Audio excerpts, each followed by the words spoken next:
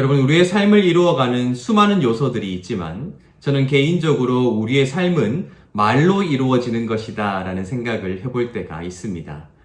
내가 하게 되는 참 많은 말들, 또 내가 듣게 되는 참 많은 말들은 때로 아무것도 아닌 것 같지만 나의 내면에서 굉장히 큰 반향을 불러일으키게 된다는 사실을 우리가 경험할 때가 있게 되지요. 내가 굉장히 힘들 때, 또 낙심했을 때, 어려움에 처했을 때 누군가 지나가는 말로 힘내라고 한마디 던지고 갔을 때 그것이 별것 아닌 것 같은 말이지만 실제로 그것이 나에게 큰 위로가 된다는 사실을 우리는 경험할 때가 있습니다.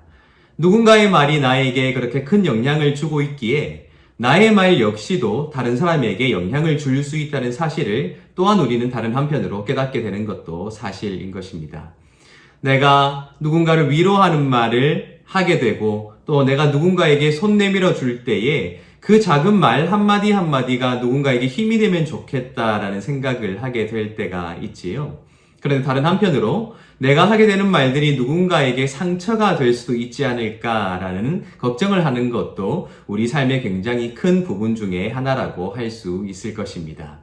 그렇게 어쩌면 우리의 삶은 말로 시작해서 말로 끝나는 것이 아닌가라는 생각을 할 정도로 그 말이 행동으로 이어지게 되고 말이 생각을 담아내게 되고 그 말이 굉장한 영향력을 발휘하게 되는 그러한 세상 속에 우리가 살아가고 있는 것이 사실이라는 것입니다. 그래서 저는 삶을 살아가면서 항상 생각하는 것이 제가 무엇인가 말을 하게 되면 침묵하는 것보다는 나은 것이 되어야 한다라는 생각을 항상 기억하려고 노력하고 있습니다. 제가 무엇인가 말을 했을 때 그 말을 누군가 들은 후에 차라리 듣지 않았으면 좋았겠다라고 생각한다면 제가 얼마나 궁색해질까요? 우리가 주고받는 수많은 대화들이 있지만 그 모든 말들이 나에게 힘이 되고 나에게 긍정적인 보탬이 되거나 또한 나를 일으켜주는 말이 되고 있지는 않을 텐데 내가 어떤 말을 선택하여 들을 것인가 또 내가 어떤 말을 선택하여 할 것인가 하는 문제는 나와 다른 사람의 관계를 규정할 뿐만 아니라 내 존재 자체의 가치를 나타낼 수 있는 굉장히 중요한 요소인 것도 사실이라고 할 수 있을 것입니다. 그런 의미에서 우리의 신앙 역시도 이 말이라는 것이 차지하는 비중이 굉장히 크다는 사실을 우리가 발견하게 되지요. 우리가 신앙생활을 하게 되면서 참 많은 말을 듣곤 하는데 그 가운데 하나가 바로 말과 관계된 행위, 즉 기도를 해야 한다라는 가르침을 참 많이 받았을 것입니다. 우리는 알고 있습니다. 이 기도가 하나님과 우리 사이의 대화라는 것을 알고 있습니다.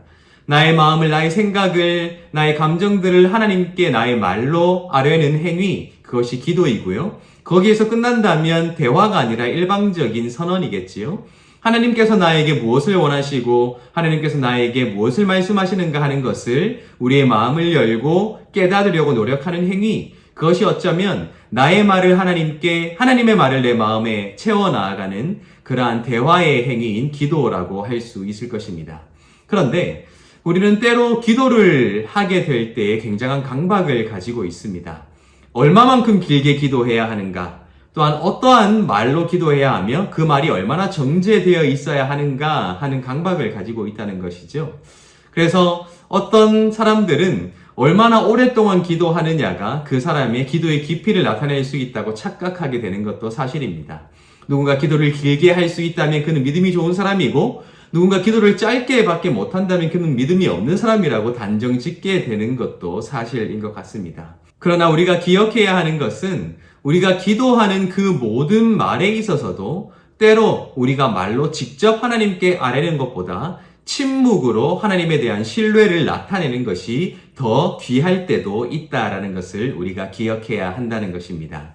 오늘 우리가 시편 39편의 말씀을 한번 읽어볼 텐데요. 시편 39편에는 고난을 당하고 있는 이 다윗이 하나님께 드린 기도의 내용을 기록하고 있습니다. 이 내용을 볼 때 다윗이 육체적인 고난을 당하고 있는 것이 아닌가라고 우리가 짐작하게 되는데요.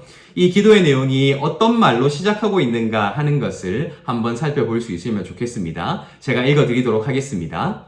다윗의 시 인도자를 따라 여두둔 형식으로 부르는 노래.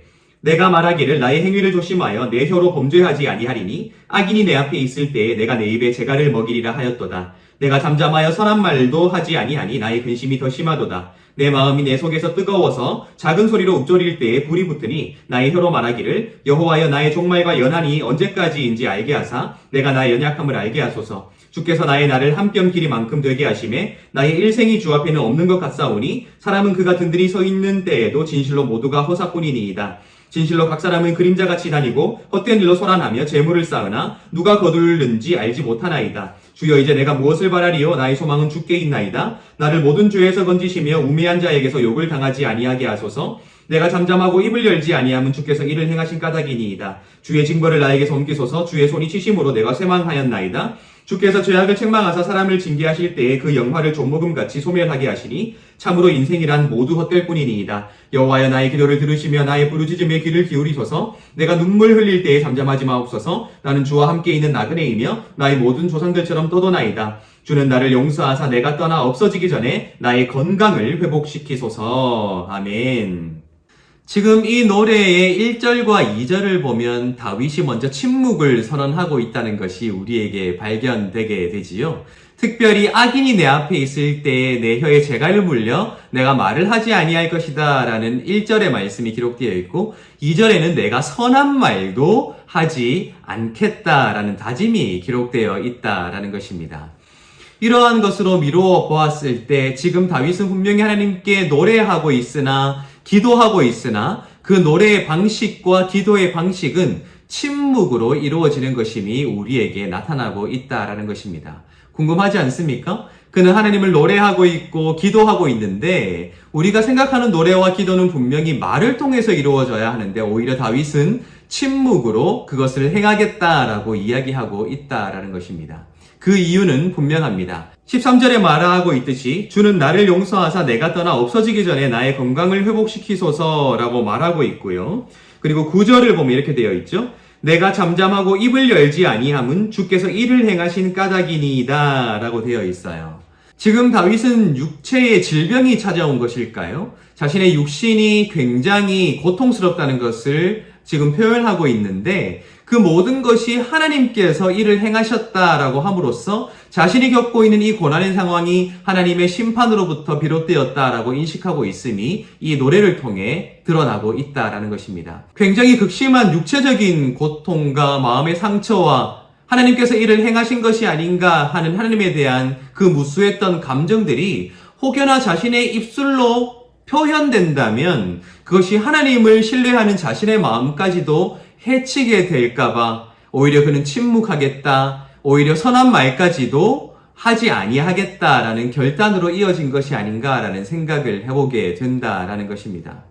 어쩌면 습관을 따라서 또한 어떤 말로 기도해야 하는가 하는 강박과 얼마만큼 길게 기도해야 하는가 하는 그런 강박 속에서 때로 우리는 우리가 원치 않는 말을 내뱉게 되고 또한 내 마음의 진심이 아니라 어쩌면 형식에 얽매여서 하나님 앞에 거짓된 마음을 쏟아 놓을 수밖에 없었던 상황들도 굉장히 많이 경험하고 있었을 텐데 어쩌면 우리가 그렇게 나 자신을 속이고 나의 생각과 마음을 속이면서 그렇게 하나님 앞에 억지로 기도하는 것이 아니라 때로는 하나님에 대한 신뢰를 지켜나가기 위해 하나님 앞에 온전히 서 있기 위해 말보다 표현하는 것보다 침묵으로 하나님 앞에 그 신뢰를 표현해내는 것이 훨씬 더 중요한 기도의 방법일 수 있다는 것을 다윗은 오늘 이 노래를 통해 우리에게 넌지시 말해주고 있다라는 것입니다.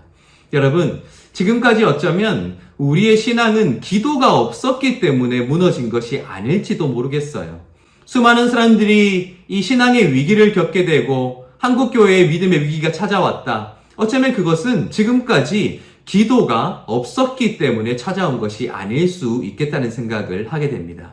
어쩌면 거짓되어지고 왜곡되어지고 허울에 갇혀있고 또한 껍질만 남아있는 그 기도가 너무나도 차고 넘쳤기에 때로는 오히려 침묵으로 하나님께 보일 수 있는 그 신뢰가 결여된 기도가 차고 넘쳤기에 어쩌면 우리의 삶에 찾아오는 수많은 신앙의 위기들과 우리 한국교회의 신앙의 위기들이 우리에게 찾아온 것이 아닌가라는 생각을 해볼 때가 있다라는 것입니다. 여러분, 우리가 개인적인 삶을 살아갈 때 또한 다양한 인간관계를 맺으며 살아갈 때 우리가 느끼게 되는 바 말하는 것보다는 침묵이 좋을 수도 있고 또한 침묵이 어색하지 않은 관계가 가장 소중한 관계일 수 있다는 것을 우리는 알게 됩니다.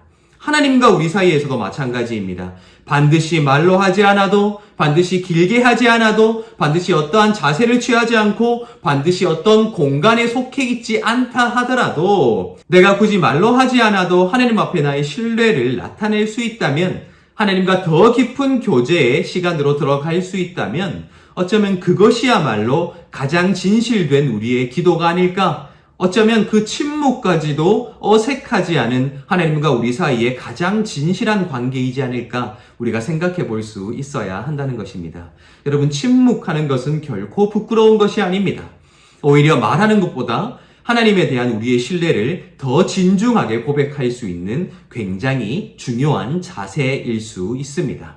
때로는 나의 아픔도, 때로는 나의 선한 말도 하나님 앞에서 아껴보는 훈련, 침묵해보는 훈련, 그렇게 온전히 우리의 마음으로 하나님 앞에 기도해보는 훈련, 그러한 훈련들이 어쩌면 외형적으로 우리에게 찾아오는 수많은 유혹들 속에서도 우리를 결코 흔들리지 아니하도록 굳게 세울 수 있는 가장 근본적인 관계의 회복의 출발이 아닐까 우리가 생각해 볼 수 있게 된다라는 것입니다. 그러한 신앙으로 하나님 앞에 다가서시고 오늘 하루도 승리하시는 여러분들 되시기를 예수님의 이름으로 축복합니다.